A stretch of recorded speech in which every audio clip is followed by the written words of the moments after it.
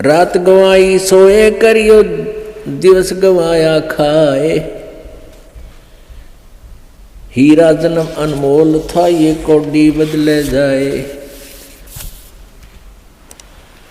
कबीर ये सुपने रैन के, उगड़ आए नैने। जीव पड़ा बहु लूट में, जागे तो लेन न देने।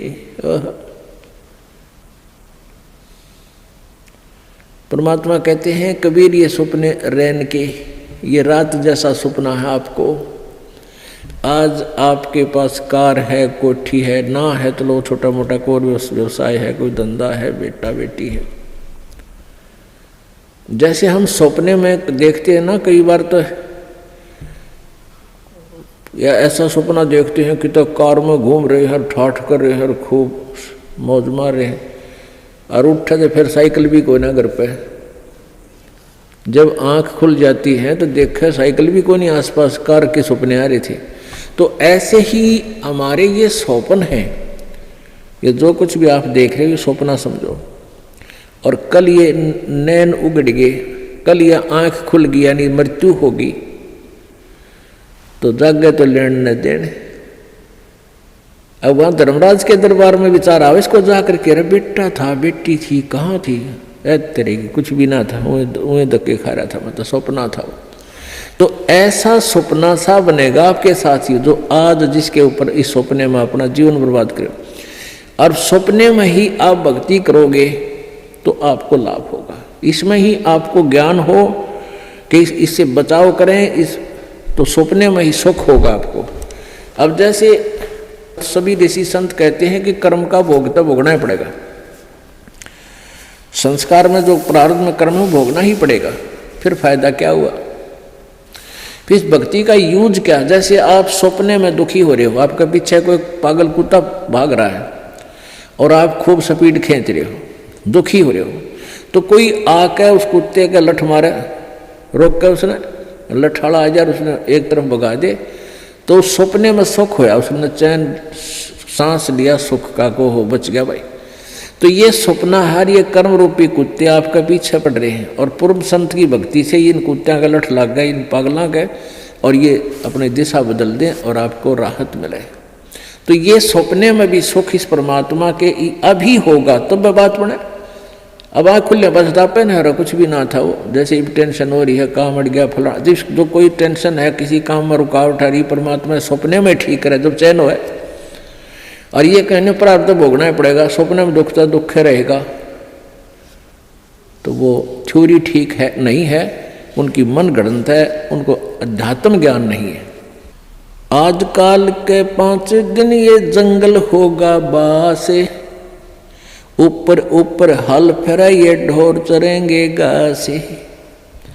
आजकल या 5 दिन अर्थात एक ना एक वो दिन आएगा, आप जी का जंगल में वास होगा, आप जी का शरीर छूटेगा और आप जी को शमशान घाट पर शरीर का अंतिम संस्कार हो जाएगा।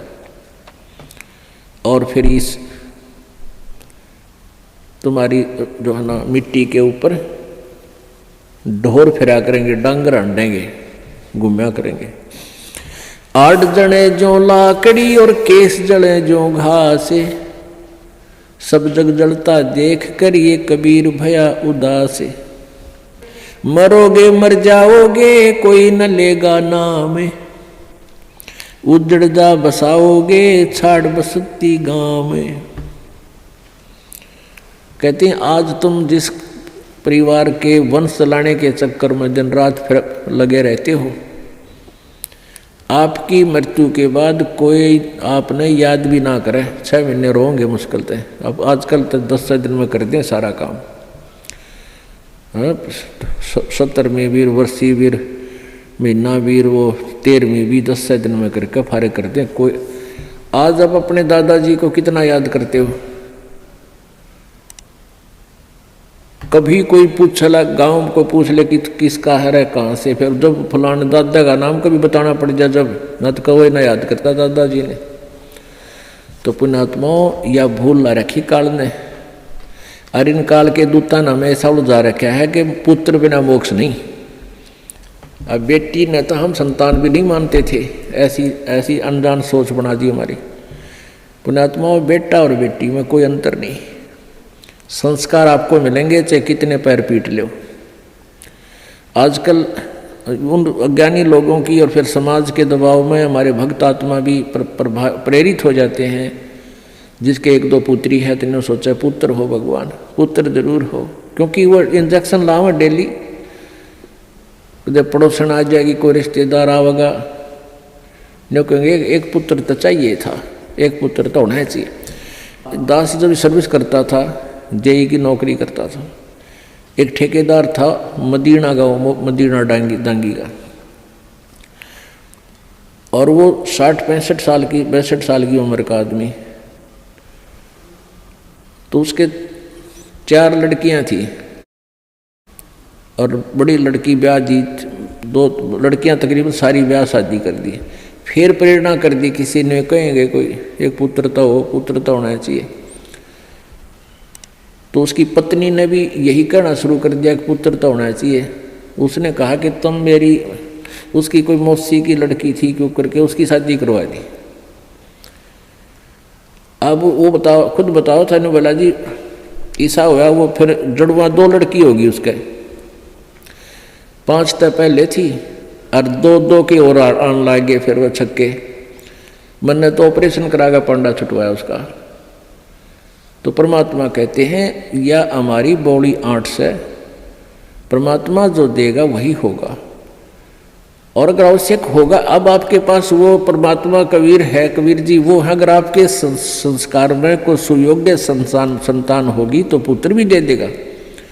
ना तो आज वर्तमान के 80% पुत्रों से ये माता पिता दुखी है। पुत्री तो शादी कर दी हुई पराई, यहाँ रहती है तब आपका पूरा काम करे, कभी आज्ञा का अवहेलना नहीं करती लड़कियां, और पुत्र छोटा ऐसा लग जा रहा, खोए अलान ना करूं क्यों, और बेटी कभी नहीं बेचारी मना करती। तो हमने इन अज्ञानी अनजान ऋषि संतों के अज्ञान के कारण हम इतना भेद बना बैठे थे एक आत्मा में, आत्मा वही बेटी और बेटे की। तो इस प्रकार हमारी इन नकली संतों ने हमारा समाज व्यवहार कति बिगाड़ दिया, हमारी सोच बदल रखी थी, जिस कारण से हम आधे से ज़्यादा तो न्यों दुखी रहा करते थे।